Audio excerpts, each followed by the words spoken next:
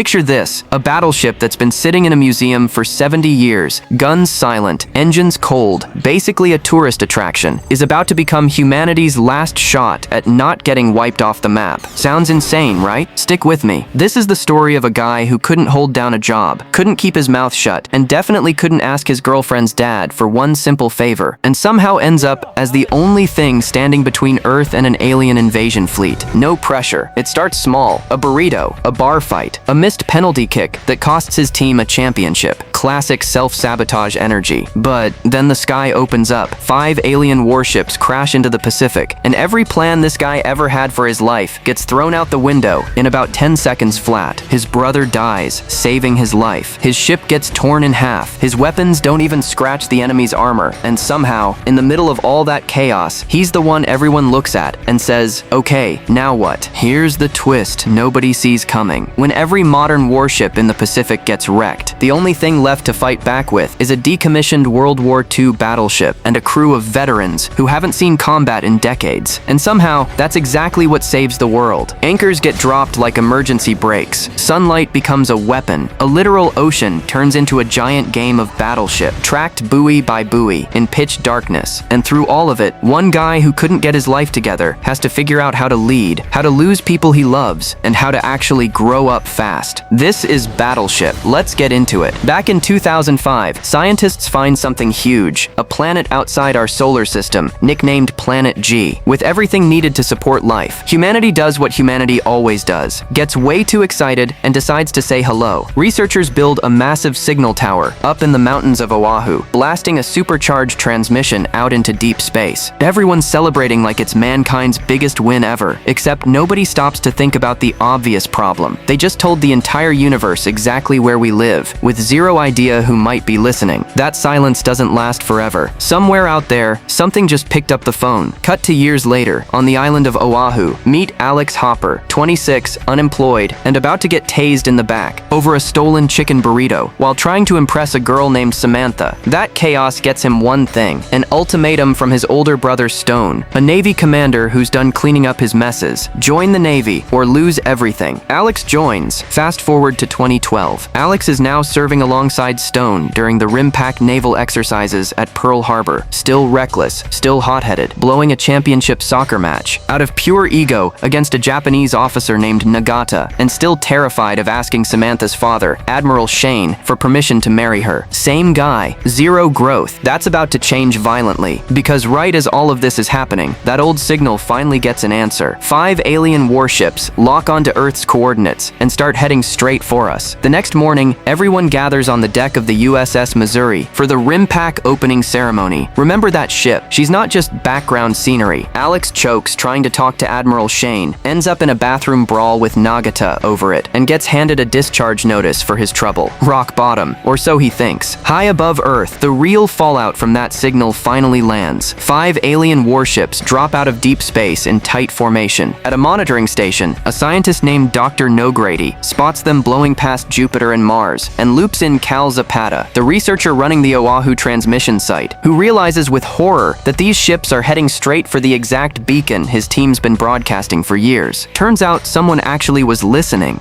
As the alien formation enters orbit, it clips a satellite, ripping apart one of the 5 ships and sending it tumbling out of control. Down at Mission Control, officials scramble to confirm this isn't some experimental military craft from Russia or China. It isn't. A general gives Cal the only advice there is: brace for impact. Out on a hiking trail, Samantha and a wounded veteran named Mick Canales, who she's been dragging through rehab, watch 4 fireballs tear through the clouds and slam into the Pacific, throwing up massive walls of water. The 5th ship, the damaged one, crashes straight into Hong Kong, plowing through a skyscraper and leveling city blocks in a storm of fire and debris. At the Pentagon, the Joint Chiefs confirm the horrifying truth: this is first contact. The wreckage traces directly back to Planet G. Meanwhile, deep underwater, the 4 surviving remaining alien ships sit powering up on the ocean floor, not crashed, not disabled, waiting. Admiral Shane, aboard his carrier, gets the coordinates and sends a 3-ship recon team, Stone's destroyer, Alex's destroyer, and a Japanese ship to check things out. Back on land, scientists studying debris from Hong Kong discover something huge. The wreckage there was the aliens' main communication relay. Translation: the ships still out in the Pacific are now completely cut off from their homeworld unless they find another way to send a signal. Hold on to that detail. It matters a lot later. Closing in on the coordinates, a lookout on Alex's ship spots something massive breaking the horizon. Stone sees it too through binoculars, but on radar, there's nothing.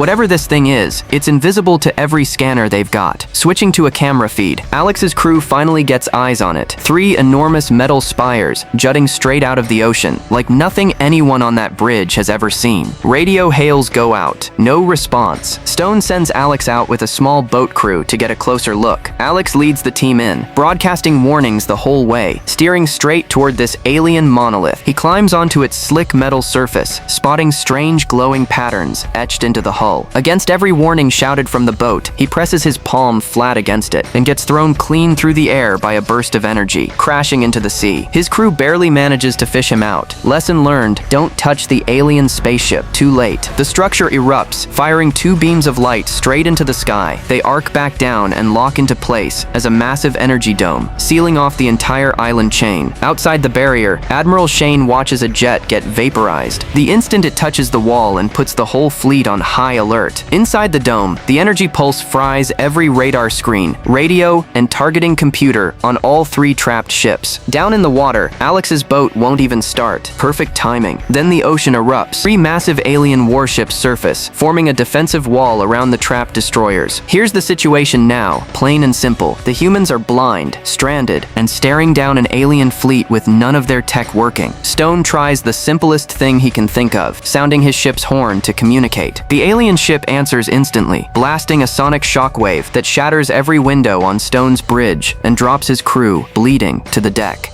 Down in the boat, Alex and his team clutch their ears in agony. Stone, bloodied but not backing down, orders a single warning shot. Fired. The alien ship reads it as an attack. It responds with a full missile barrage, and Alex's own destroyer gets hit hard, tearing through compartments and igniting fires below decks. Down in the water, a furious Alex screams at rakes to fire back. She unloads everything she's got, and it just bounces off the alien hull like nothing happened. Worse, the alien ship's weapons swing straight down onto Alex's tiny, defenseless boat. This is it. No way out, no working weapons, and a targeting reticle locking onto his exact position. Stone sees it happening. Without hesitation, he floods the engines and charges his ship straight at the alien vessel, opening fire to pull every targeting lock onto himself instead. It works, but the cost is brutal. The alien ship unloads everything it has directly into Stone's destroyer. Then it happens. Fast, brutal, final. Alex watches, screaming his brother's name, as the explosions rip through the hull and the ship goes up in a fireball, killing Stone and his entire crew in seconds. Just like that, the guy who couldn't even ask a girl's dad for permission is now the only hopper left standing. Consumed by grief, Alex races back to his own ship, storms the bridge, and demands answers. The news is just as bad. His captain and XO are both dead. The chain of command lands squarely on Alex's shoulders. He's the commanding officer now, whether he's ready or not, and he is very much not ready. Blinded by rage over losing Stone, Alex orders a full frontal charge straight into the alien fleet. Reichs warns him their targeting computers need 3 full minutes to reboot. They'd be firing blind. Alex doesn't care. He calls in the Japanese destroyer for backup, and Nagata, despite thinking Alex has completely lost his mind, falls in to cover him anyway. The Japanese ship lands real hits on the lead alien vessel. The alien response is brutal and immediate. It tears the Japanese destroyer clean in half, sending hundreds of sailors into the burning water. On the bridge, Ord panics, pointing out the obvious. Every ship that fires at these things gets destroyed, and their own weapons are still offline. Alex, deaf to reason, orders a straight-up collision course with the alien flagship. Then Beast grabs him and points out the window. Japanese sailors are drowning directly in their path. That's the moment it hits Alex. Ramming this ship kills his own crew and abandons the men in the water. He kills the order. Hard turn away. The alien ship, no longer under threat, pulls its weapons back without firing. First real leadership decision he's made all day. Meanwhile, the alien base launches 3 flying attack drones toward the island. These things look like buzzsaws with wings, and they act like it too. They tear through a marine airbase, shredding helicopters and hangars in minutes. One drone even slices clean through a highway overpass, dropping it onto traffic below, after specifically avoiding a kid standing at home plate on a baseball field nearby. Smoke rises over Honolulu. The Pentagon realizes just how bad this is getting. The barrier goes 2 miles deep and 300,000 feet up, and only 3 ships are trapped inside it. Back at sea, Alex's crew pulls survivors from the sunken Japanese ship. Nagata comes aboard bleeding and furious, lunging at Alex before medics pull him away. Alex stands alone on deck, crushed by everything that's happened and the weight of suddenly running this ship. Up on the mountain trail, sheriff deputies try to evacuate Samantha and Mick. The alien attack has wiped out roads and airfields. Mick refuses to leave, marching straight toward the transmission site, with Samantha behind him. The deputies drive ahead to scout and get crushed seconds later by an alien soldier dropping straight out of the trees. Didn't even see it coming. Back on the ship, Alex sits alone staring at a photo of Stone and Samantha. Beast walks in and doesn't sugarcoat it. The crew needs a captain, and if Alex won't step up, nobody will. Something in Alex resets. He puts his cap back on and heads below deck. Down in the cargo hold, the crew has hauled an unconscious alien soldier out of the water. Alex and Nagata pry the helmet off, revealing a pale face with reptile-like eyes. The second Alex shines a flashlight on it, the creature's pupils contract violently. It's clearly not built for bright light. File that one away too. Then it wakes up. It grabs Alex's face, and a wave of alien visions floods his mind. Armadas wiping out entire planets. Beast and Ord beat the creature off him, just as an alien rescue team blasts through the hull, grabs their guy, and flies off. Worried there might still be hostiles on board, Alex orders a full lockdown and leads an armed sweep through the ship. During the search, another alien soldier drops through a hatch, slams a crewman down, and vanishes into the lower decks, right into the engine room, where it starts slicing through fuel lines with plasma cutters to cripple the ship for good. Beast tries fighting it with a wrench, gets thrown across the room for his trouble. Alex empties an entire rifle magazine into it. Nothing at all. The alien tackles him, then knocks Rikes down hard when she jumps in. Bullets clearly aren't the answer here. Realizing that, Alex comes up with a trap instead. He sends Rakes to take manual control of the deck gun, then deliberately baits the alien into chasing him out onto the open deck, right in front of the barrel. The second he clears the shot, Rakes fires point blank, obliterating the creature and blasting Alex backward off his feet. Ship cleared, barely. Meanwhile, up on the mountain, Samantha and Mick reach the wrecked patrol jeep, find keys on a fallen deputy, and manage to sneak past a scanning alien scout that mistakes them for wildlife. Once it's gone, Samantha jumps in the driver's seat and gets the engine running, broadcasting a distress call on the radio. That's when Cal Zapata comes sprinting out of the trees, fleeing the alien overrun research station, and immediately mistakes Mick's prosthetic legs for alien tech before Samantha calms everyone down. Back at the Pentagon, officials get the full picture. The aliens lost their communications ship in Hong Kong, so now they're taking over the Oahu transmission site to hijack it instead, planning to bounce a signal off a passing satellite and call in their full invasion fleet. Mick and Cal do the math. That satellite passes overhead in about 5 hours. If the array isn't destroyed by morning, it's game over. Actual game over, not soccer match game over. Back on the ship, Ord tries on the alien helmet they recovered and realizes the visor works like sunglasses, which gives him an idea. He tracks down Alex holding up a photo of his pet lizard. Same slit pupil eyes as the aliens. Translation: these things physically cannot function in direct sunlight without their helmets. Useful, very useful. They just don't know how to use it yet. While the world watches Hawaii spiral into chaos on every news channel, the Secretary of Defense pushes Shane to launch suicide airstrikes on the dome. Shane refuses to throw pilots away on a wall nothing can get through. Night falls. Inside the darkened command center, Alex, Nagata, and Rikus stare at a dead radar screen. No way to track the alien ships in open water. But Nagata points out something nobody had considered. The aliens rely on optical targeting too. In the dark, they're just as blind as everyone else. Then Nagata pitches an idea nobody sees coming. Japan's Navy has quietly tapped into NOAA's tsunami warning buoys around Hawaii for years. Every time something massive moves through the water, it trips those sensors. Suddenly, they've got a way to track invisible ships in pitch darkness, using nothing but a grid of numbered buoys. An entire ocean mountain, turned into a giant game board. The screen lights up, letters, numbers, a real-life game of Battleship with actual warships on the line. Everyone goes quiet, watching the water for movement. Up on the mountain, Cal explains to Sam and Mick that the alien jamming isn't a solid wall, it pulses. If he can grab his spectrum analyzer from a nearby trailer, he can find a gap and reopen communications. Terrified, he still goes for it, sneaking down toward the compound. Back on the water, a buoy flickers red, then another, and another, an invisible ship pushing straight toward a grid square. The crew locks in coordinates and fires blind, guided only by the pattern on the screen. Direct hit, first kill, using nothing but a sensor grid and a good guess. Up at the trailer, Cal grabs his gear and comes face to face with an alien soldier in the doorway. Terrified, he freezes, but the alien scans him, tags him harmless, and just steps aside. Cal doesn't wait around to question it. He sprints the analyzer straight to Samantha and Mick. Back on the ship, another set of buoys lights up. Second target locked, second missile volley fired. But this alien ship reacts fast. It fires back with mortars arcing straight toward the destroyer. Alex orders full reverse just in time, and the shells crash into empty water feet from the bow. Seconds later, the missiles connect, second alien ship down. 2 for 2. Right as the crew starts to celebrate, the radio crackles. It's Samantha, using the gap Cal just opened. She warns them, the aliens have locked down the transmission site, and there's less than 4 hours before that satellite passes overhead. Then the signal dies again. Clock's officially ticking now. Back on the grid, a third alien ship starts moving erratically, dodging between coordinates too fast to lock a shot. That's when Alex remembers what Ord figured out about the alien's eyes. He checks the time, sunrise 40 minutes out, and comes up with a plan. Lure this ship into chasing them straight into the sunrise. Alex and Nagata plot a high-speed run through a tight, dangerous reef channel. Beast warns it's basically a coin flip whether they run aground. They do it anyway. The ship carves through the rocks with inches to spare, and right on cue, the sun breaks over the ridge, just as the alien ship comes screaming around the headland in pursuit, head first into the glare. Alex and Nagata lie flat on the bow with a sniper rifle, lining up a shot on the alien bridge's windshield. 3, 2, 1, Nagata fires. The glass shatters, sunlight floods the cockpit, and the alien pilots go down screaming, completely blinded. Alex gives the order. Every weapon on the ship opens up at point-blank range. Third alien ship destroyed. Turns out a sunrise can be a weapon too. The celebration lasts about 10 seconds. 2 more drones come screaming in from the mountains, sent to finish off the last ship standing. They tear through the destroyer like paper, slicing through the bridge, the hull, the engine room, cutting the entire ship clean in half.